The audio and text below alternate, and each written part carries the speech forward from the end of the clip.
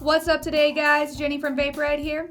What we'll be talking about today is the Aspire CF Subohm and the Aspire Atlantis. I also have to talk to you today about the Aspire CF mod. Let's get up to the close-ups and take a look.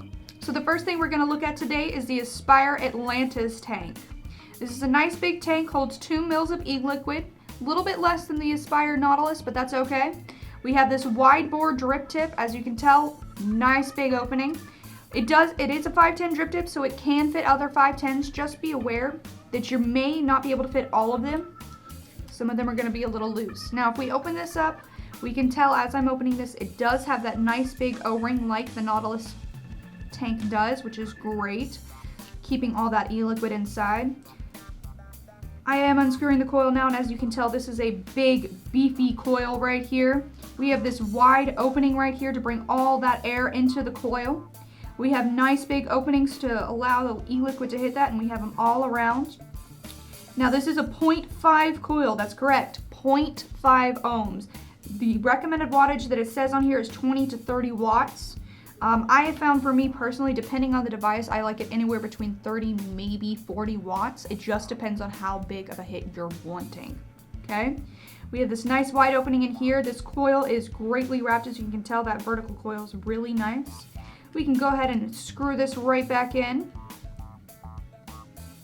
Now to fill this tank up, what we're gonna do, take our e-liquid right here, and we are gonna fill into the side just like any other tank. I have noticed personally, it is a little bit harder because that opening right there is so much wider. So I kind of start to tilt it a little bit and try and be very careful to keep it on the side. Now once we have this all the way filled up, we are going to take this and pop this right back in. And it is held together by the coil just like the Nautilus was. You want your tank to be held together tightly, you just don't want it to break the tank. Now, talking about the airflow here, we do have our extra large,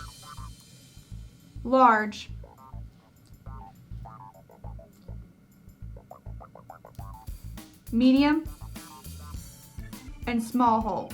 Just depends on how you like it. I like mine with a large hole. I like those big clouds, so for me personally this works. Just be aware with when you're hitting this for the first time, this is going to hit like an RDA. Keep that in mind. It's not a normal clearmiser. Prepare yourself for that. Now the next products that we're going to be talking about today is the CF Subohm and the CF mod from Aspire. If we look at our CF Subohm, we can see that it still has that nice carbon fiber look to it.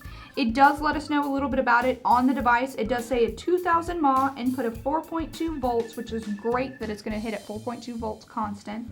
Okay. Now to charge this up, we can use this Ego charger right here. It's going to screw in. The Aspire charger works best with it. This is the one I had on hand though. Just like that, it will charge in fact. Okay.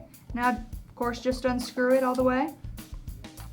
This is also, yes, sub-ohm. So it does hit at sub-ohms. The sub-ohm limit is 0.3 to 1 ohm. That's what you can hit at, okay?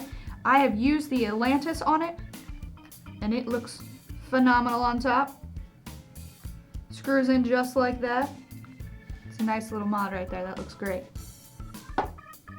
Now, if we look at the CF mod right here, it is slightly different, but generally the same.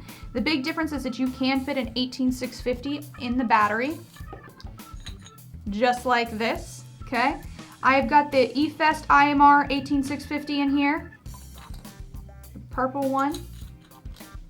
We're gonna go ahead and screw that right back in. Nice wide open vent holes, that's always great to have. To turn it on and off for both of them, it is the 5 clicks. As you can see, it'll flash when it's turning off. Flash again to turn on. Now this one is going to be a little bit different though, because it's going to go off whatever battery you're using. So keep that in mind when using this and be aware of your amp limitations, guys. Now if we look at this as well, we can always see inside, Aspire always does this, the spring-loaded pen. They did the same thing with their Aspire CF batteries, which is great. Now both of them are going to turn off just the same, but remember that orange light that you'll get eventually means the battery is dead and it's time to charge it. Luckily with this one, you can just unscrew and put a new battery in. A Coming back from those close-ups, as you can tell, both of these are great devices. The tank works very well. What's cool about these devices as well is they make a great jump going between egos to mods, especially with the Subohm, considering you can use an ego charger with this. And with the mod as well, is if you want to change your batteries out, it dies, put a new one in, that's always nice as well, just in case you're out and about and you just need to change it real quick. The Atlantis tank as well is one of my personal favorites. I use it every day. It's always great to have because it gives you those clouds without having to rebuild all the time. All right, thanks for stopping by, guys.